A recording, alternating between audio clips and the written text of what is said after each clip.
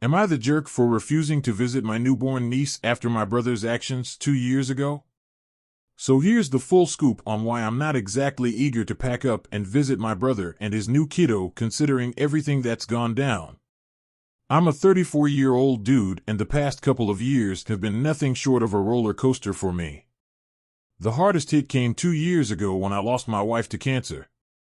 It was a rough battle, and through it all she was unbelievably strong, constantly saying how our 10-year-old son was what kept her going. She was all about making the most of her time, especially at home, wanting to be with our son as much as she could. She was confident that I had the home front and our son's care under control, plus her sister was an absolute angel, helping out by driving her to her appointments and stuff. But when it came to my own family stepping up, yeah, not so much. Enter my brother, who's a bit older than me. This guy would show up at our place only to start griping about how everything was a mess and supposedly not good for our son. He'd go on these rants about neglect and start tossing around gloomy predictions about our son's future once my wife was gone. And if that wasn't enough, he didn't shy away from dropping these bombshells right in front of my wife, making her feel a million times worse in an already devastating situation. So fast forward to now with him having a newborn and all, and yeah, I'm not in a hurry to play the happy uncle role and make a visit. It's not like I'm all about holding grudges for the sake of it, but those comments and that whole attitude when we were at our lowest, that stuff sticks with you. It's hard to just brush off and pretend everything's cool when the support we desperately needed turned into criticism and added stress instead. So there I was, already knee-deep in one of the roughest patches of my life, with my wife battling cancer and all of us just trying to keep it together. My brother, though? He wasn't making things any easier. In fact, his constant negativity and criticism about how we were living and caring for our son were making things way worse. So I hit my limit and basically told him to back off and stay away from us. I was so ticked off that I pretty much cut down all our interactions to the bare minimum. Then, just when I thought things couldn't get more stressful, we get this visit from CPS 1 month before my wife passed away. Imagine that, CPS showing up at your door when you're already dealing with so much. They sat down with me, my son, and even chatted with my wife's sister, trying to get the full picture of our situation. Someone had called them, claiming there was neglect happening in our home, which was absolutely not true. This whole ordeal was devastating for my wife. She was already fighting the toughest battle of her life, and then to have someone suggest she was a bad mom on top of that? It broke her heart. She spent the whole night crying, feeling utterly defeated. I did everything I could to convince her that she was an amazing mom, that this report was just a bunch of nonsense. But those feelings of fear and guilt just wouldn't leave her alone. And then, just when you think it can't get any lower, my dad calls up and tells me it was my brother who made the call to CPS. Yeah, you heard that right. My own brother went behind our backs, reported us, and then had the gall to brag about it, thinking he was doing the right thing or something. I saw red. We had a massive showdown, and after that, I just couldn't see any way to keep him in my life. I cut him off completely. Following my wife's funeral, the silence was deafening. The only person who really showed up for us, who stood by our side, was her sister. That pretty much sums up the whole situation with my brother, and why I'm not exactly jumping at the chance to play happy families now that he's got a newborn. This whole mess kicked off because of the way he acted right before my wife, before she passed away. Basically, he added a ton of unnecessary stress to an already incredibly tough situation. Fast forward to just last week, and my mom gives me a call. She's all excited, telling me my brother and his wife just welcomed a little baby boy into the world. She's pushing for me to pack up my son and come over to meet the new addition to the family, my nephew, and, of course, catch up with my brother. But here's the thing. I'm just not feeling it. I flat out said no. My mom didn't take that too well. She starts calling me unreasonable and goes on about how I should let bygones be bygones, let my son meet his cousin, and reconnect with his uncle. She's really laying it on thick, but I'm not budging. Despite me being clear as day that I'm not up for it, she keeps pressing the issue. Then, out of nowhere, my dad jumps on the bandwagon, saying it's about time we buried the hatchet and got the family back together. That really got my blood boiling, and I couldn't keep my cool anymore. I ended up raising my voice, telling them there's no way I can just forget the way my brother made us feel during one of the hardest times in our lives. He had the nerve to accuse us of being lousy parents when we were literally doing everything in our power to keep it together. They're still on my case about making the visit, trying to convince me to just see how it goes. But I'm standing my ground. My brother hasn't even said sorry for any of it. He's been pretty much MIA, only chatting with my parents here and there. And yeah, I know this baby is a big deal for him and his wife, especially after the rough time they've had with miscarriages before. But that doesn't magically make everything okay or wipe the slate clean from what went down. So yeah, that's where things stand. My parents are pushing for a family reunion, but I'm just not there yet. Not sure if I'll ever be, to be honest. Next story, am I the jerk for throwing my husband and my son out a few days before Christmas? So, I 38 female and my husband 41, and we've got these two kiddos, Rachel, who's 15, and Tim, who's 13. For what feels like forever, I've been practically begging my husband to step up his game and help out more around the house. But nope, he's stuck in this permanent lazy mode, acting like a giant kid who only does something when I'm practically breathing down his neck to get it done. And guess what? Our son, Tim, is picking up all these bad habits straight from his dad. He's slacking on his chores, leaving his stuff all over the place, and pretty much expects his sister, Rachel, to clean up after him. The kicker? My husband's got his back, undermining any attempt I make to discipline Tim for his laziness. We've gone round and round about this more times than I can count, but nothing changes. So, here's where things hit a new low. Yesterday, I'm out shopping with Rachel, and we bump into a coworker of mine and her boyfriend. On a whim, I thought it'd be nice to invite them over to our place for a bit. I ring up my husband, telling him to get the house in order because we've got company coming over. We get back home nearly 2 hours later, and the place is an absolute disaster zone.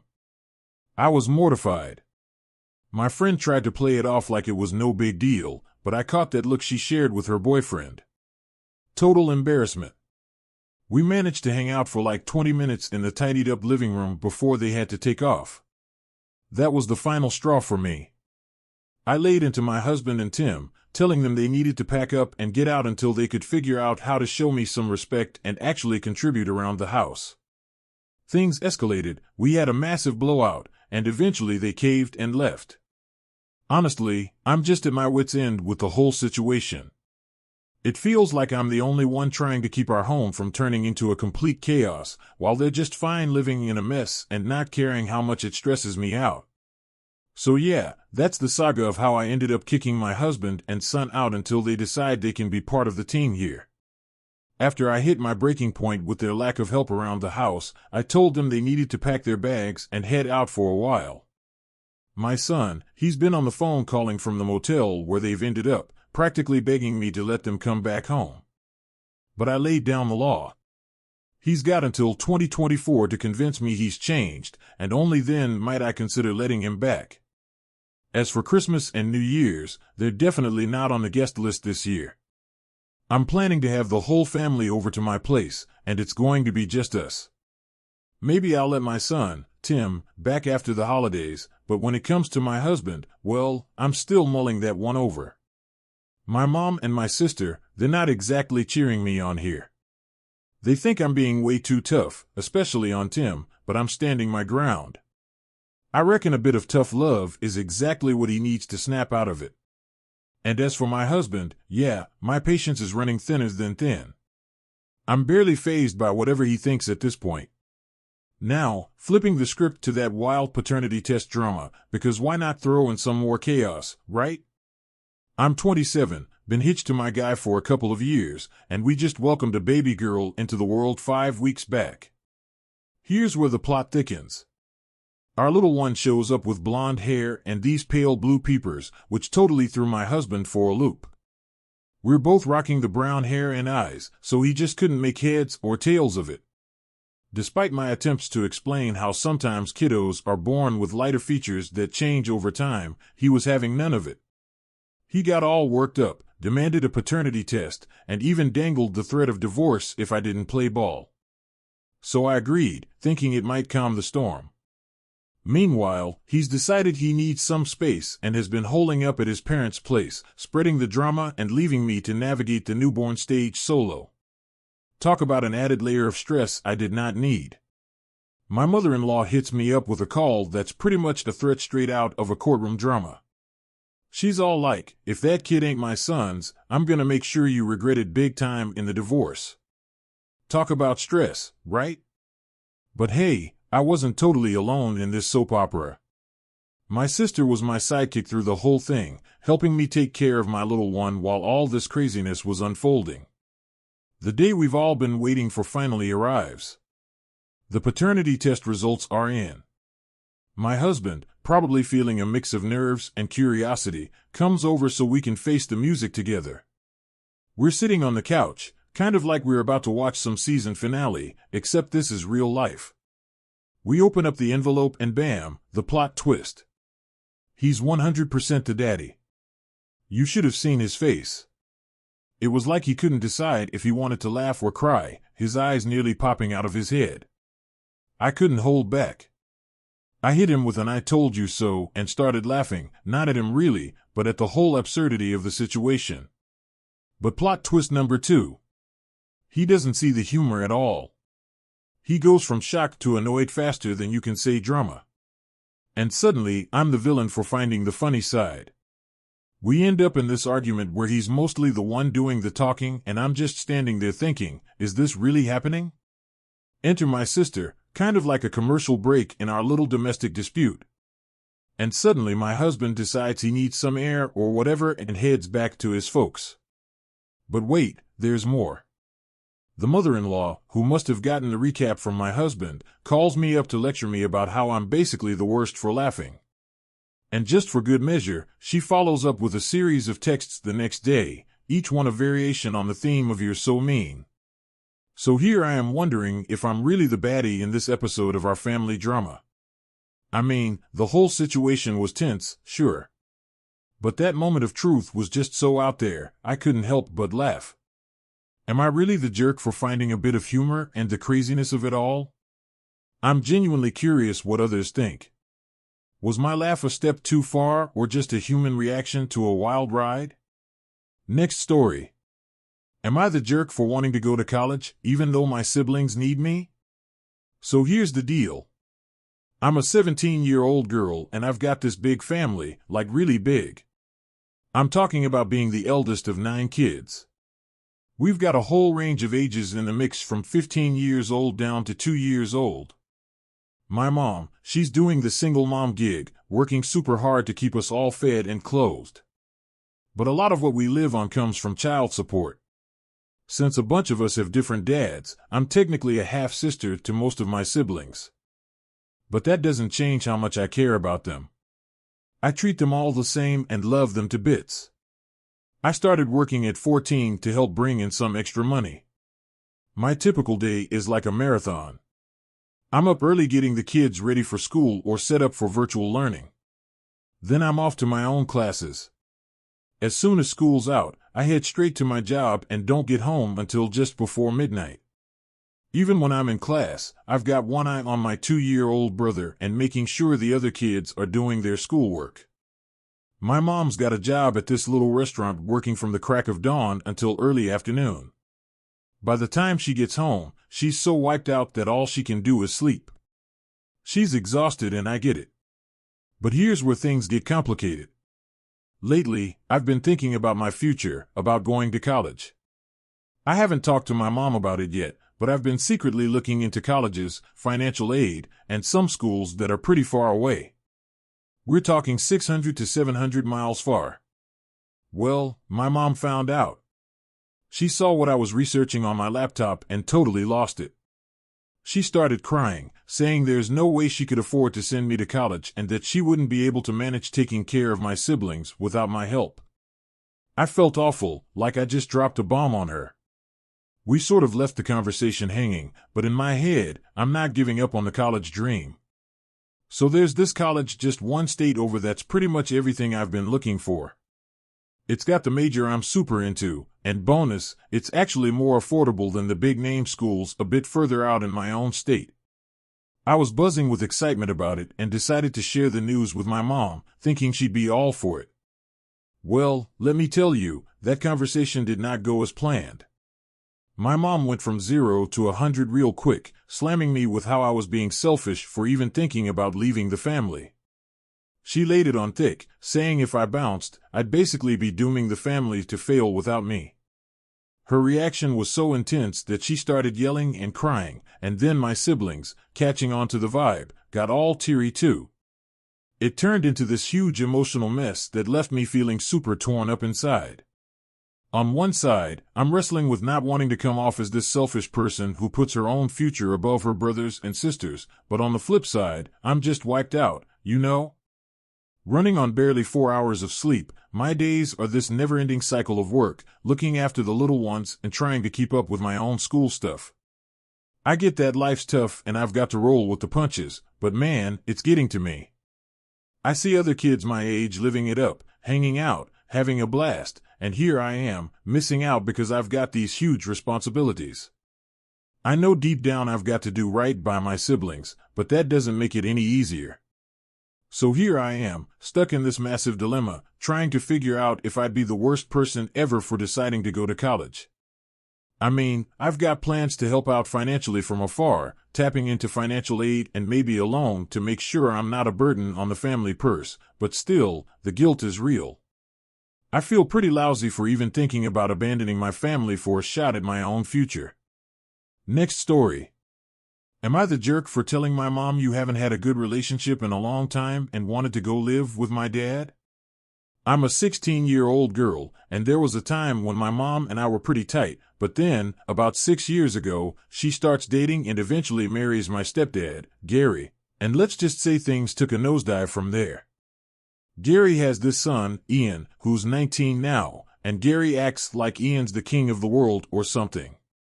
And my mom, she totally buys into it, doing whatever it takes to make Ian happy, even if it means I get the short end of the stick.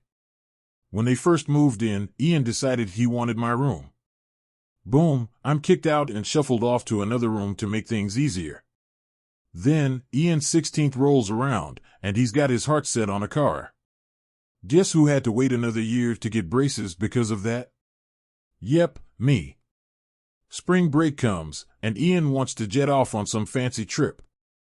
There goes my volleyball season, because we apparently needed to save money to fund his holiday. And don't even get me started on family gatherings. Ian wants his relatives over, and suddenly I'm not family enough to stick around.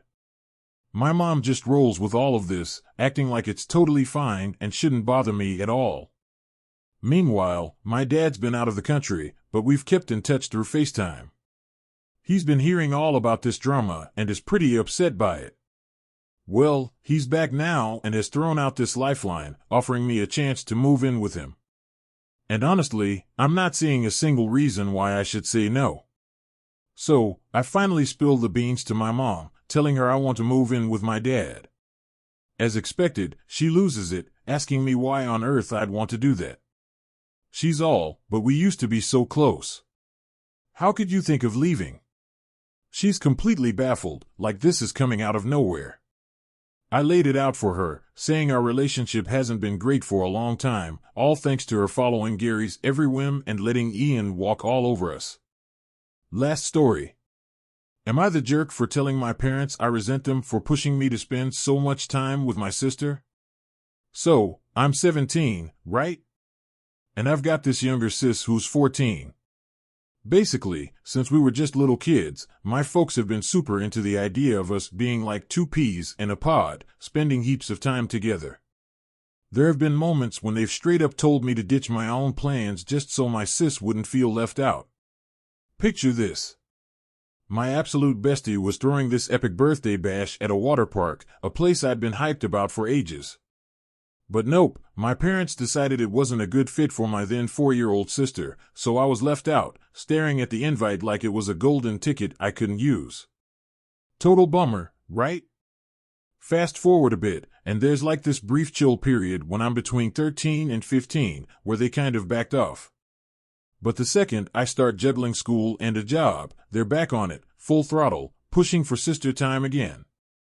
My days are jam-packed, and when I finally hit pause to breathe, my parents are suggesting I drag my sister into whatever little downtime I have. Why not chill with your sis? How about a movie outing, just you two? Spending time with friends again? What about your sister? It's like, give me a break, you know? Don't get me wrong, it's not like me and my sis are at each other's throats. We just don't vibe on the same wavelength. Our interests?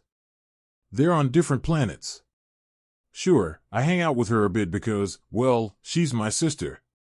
But when it comes to who I'm naturally going to spend my time with, it's my friends. We click because we're into the same stuff, and it's just easy and fun when we're together. So here I am, kind of stuck feeling this mix of guilt and frustration because my folks can't seem to grasp that I'm not my sister's keeper 24/7. I love her, yeah. But I've got my own life, my own friends, and my own stuff going on. Is it really so bad that I want to keep a bit of that for myself without being made to feel like I'm letting everyone down? The other day, I was out and about, enjoying some quality time with my buddy. Just chilling and doing our thing, right? Out of nowhere, I get this call from home. They're on the line telling me I need to cut my hangout short and zip back to play chauffeur for my sister because she's got this burning desire to hit up a store for a new dress.